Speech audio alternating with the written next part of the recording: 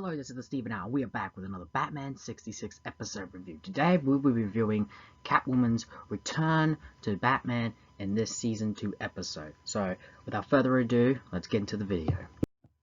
Our episode begins with, well, a few heists that are being pulled off. Though, there's very dumb things getting stolen. A catalog, a miniature catamaran, and 3 little mittens. It doesn't take Commissioner Gordon and Chief O'Hara to know that the Catwoman is back. They ended up as usual, calling Batman, to inform him of the developments. And of course, we get the usual slide down the bat poles, opening credits, and they're back and they're immediately at Commissioner Gordon's office. Now, before we go on, I just want to halt on something. When Gordon calls up, he says that Catwoman is alive, so they are definitely referencing her famous fall in season 1.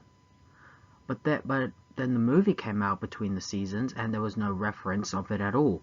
My guess is the movie came first. After all, the movie was meant to promote the series, so if you see the movie first, then you watch the TV show. So it could be that Batman has had several run-ins with Catwoman, but has never unmasked her.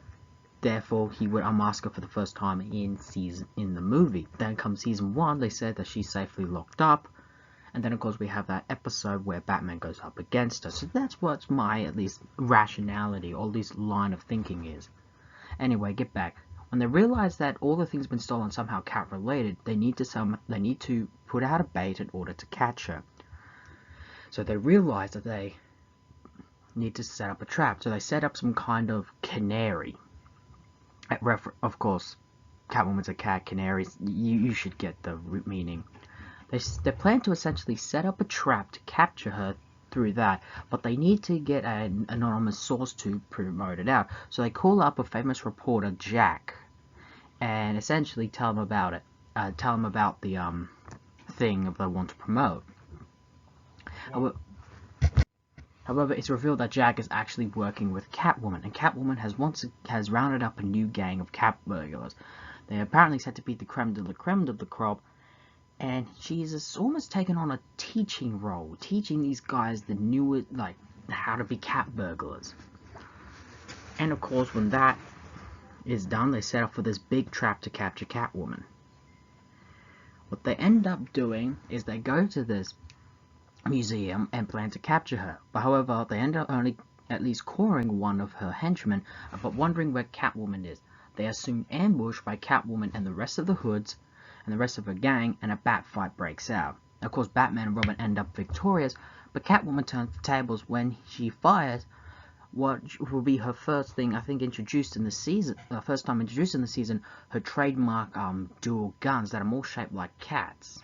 Okay, and fires these darts that sort of incapacitates them. The goons then plan to throw Batman and Robin out the window, but they are saved when they fall into a net. I'm not making this up. However, Catwoman and her 2 goons do escape with the canary. Like I said, 2. She has 3 goons. It turns out the police, believe it or not, actually end up capturing one of the goons. Yeah, I know, for once Gotham City's police department actually captures someone without Batman and Robin's help. Okay, that's a first. They ended up interrogating the goon, but he doesn't know where the hideout is, as it turns out that Catwoman blindfolds the men to go there.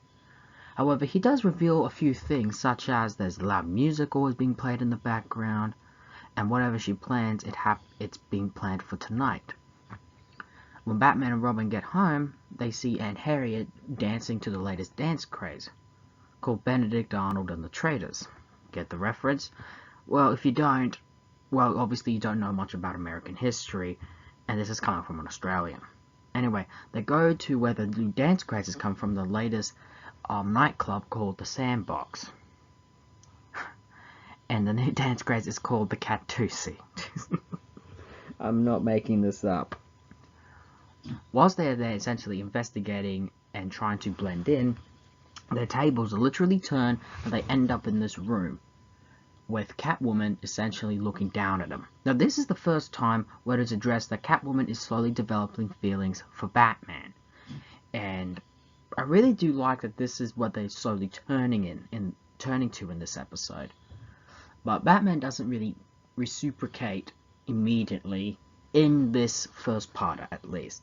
Next thing you know, when her feelings get a little bit insulted, she turns on the floor, which turns super hot. Next thing you know, the Batman and Robin doing what I think is the Irish jig, because it's really hot. They eventually end up getting knocked out when gas comes through a gas pipe the Batman thought would somehow turn the floor off hot.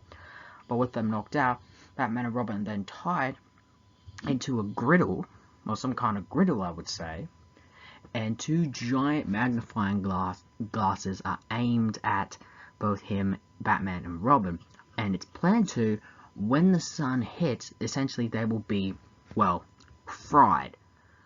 Catwoman and her two goons then leave to see them be vaporized. And that's where we end our episode.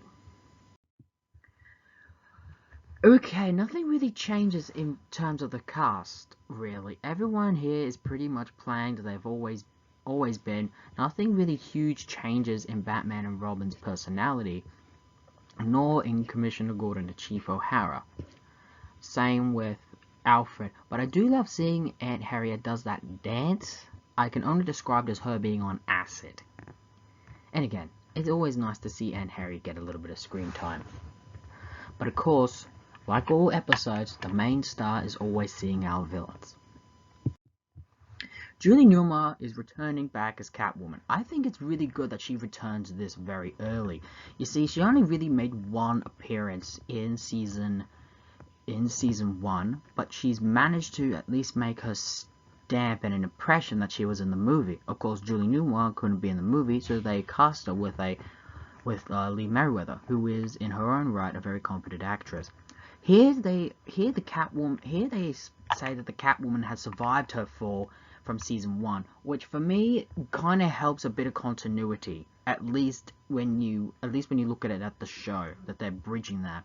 They're also slowly developing a little bit. She's a little bit affectionate towards Batman, and even has a bit of a crush, but is still willing to bump him and Robin off when it gets the chance. I also got to admit is how Julie Newmar looks in her costume for this whole season. It's almost tighter, if that's even a thing. Just notice that the costume-wise looks a little bit different.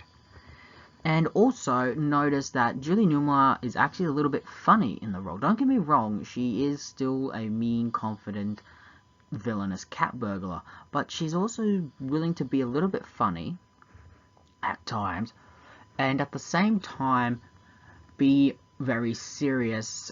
And I like how her character is getting developed with this love triangle, something that is very prevalent in most more modern Batman stories with her and the Catwoman. Hot Off the Griddle, for me, is a really okay and fun episode. It's really good that Julie Newmar came back with Catwoman this early on in season 2, with really only having one two-parter to a character's name in season 1. It's really good that they brought her back this quick. I'm really glad they did.